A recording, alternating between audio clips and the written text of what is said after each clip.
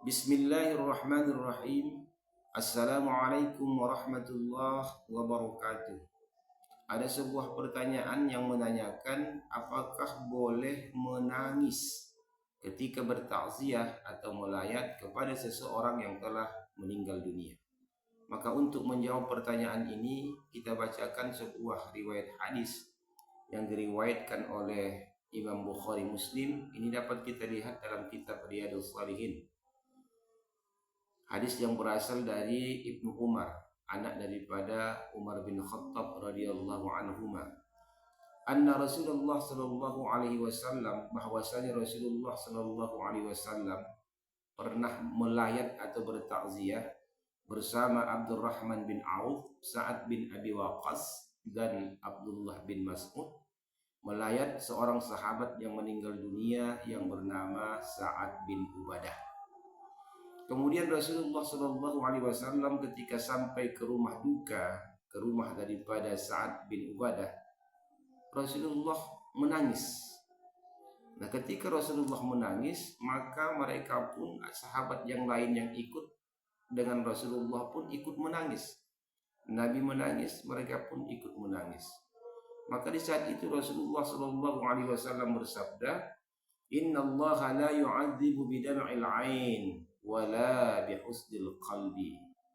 Kata Rasulullah, sesungguhnya Allah tidak menyiksa seseorang dikarenakan linangan air matanya atau dikarenakan menangis, dan tidak pula dikarenakan kesedihan hati. Maknanya ketika bertakziah ada kesedihan di hati, Allah tidak larang. Dan ketika kesedihan hati memuncak akhirnya sampai mengeluarkan air mata atau menangis, juga Allah tidak melarang. Boleh. Kemudian Rasulullah melanjutkan, walakin yu'adzibu bihadza aw yarham. Tetapi Allah menyiksa atau mengasihi seseorang itu bihadza, dikarenakan ini. Wa asyara ila lisani. Kemudian Rasulullah menunjuk lidahnya. Allah mengajab seseorang itu atau menyayangi seseorang itu bihadza, dikarenakan ini, lidah. Maknanya adalah ketika bertakziah itu bersedih hati tidak dilarang, menangis pun tidak dilarang.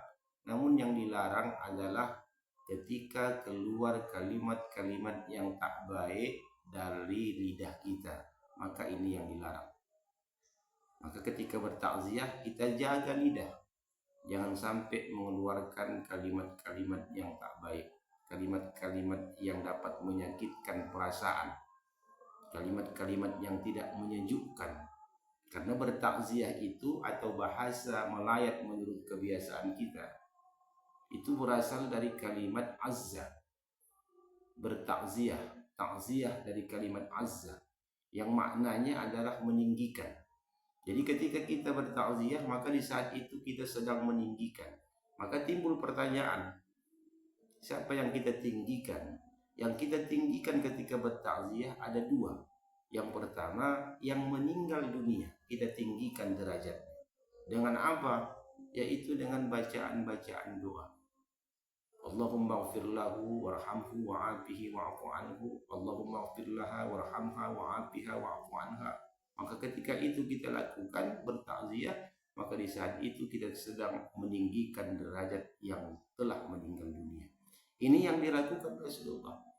Pernah ketika Rasulullah melayat atau bertakziah ke kediaman duka daripada Abu Salamah, ketika Abu Salamah meninggal dunia, maka Rasulullah mengatakan Allahumma ighfirli walahu. Dalam sebuah riwayat yang lainnya, Allahumma ighfir li Abu Salamah.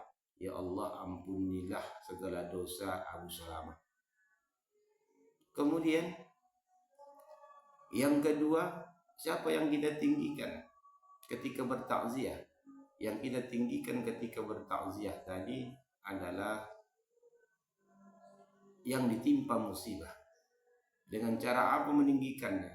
Yang pertama, bisa kita tinggikan dengan ucapan-ucapan penyejuk hati yang keluar dari lidah kita.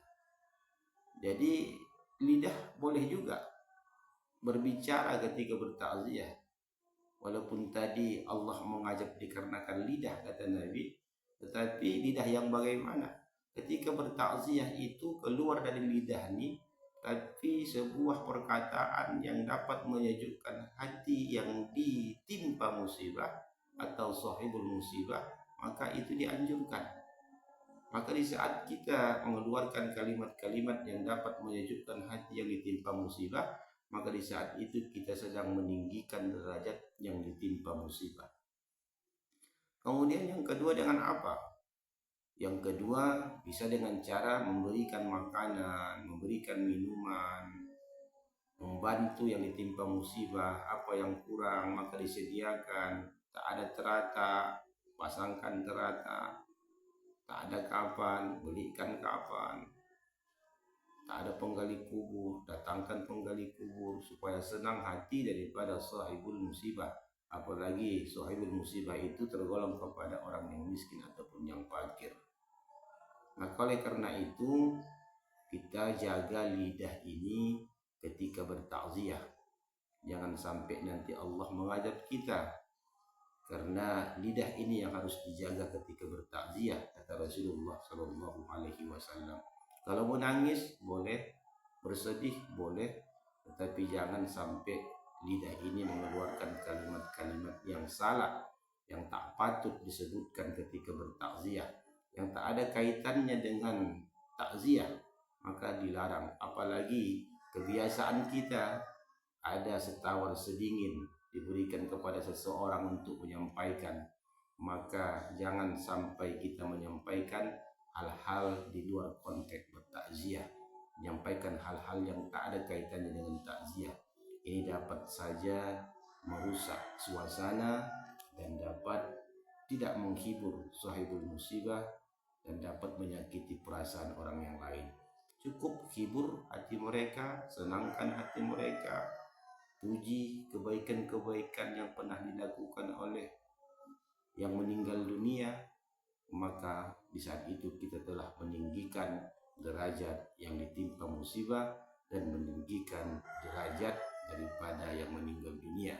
Karena tujuan bertakziah tak lain tak bukan adalah meninggikan derajat yang meninggal dunia dan meninggikan derajat yang ditimpa musibah.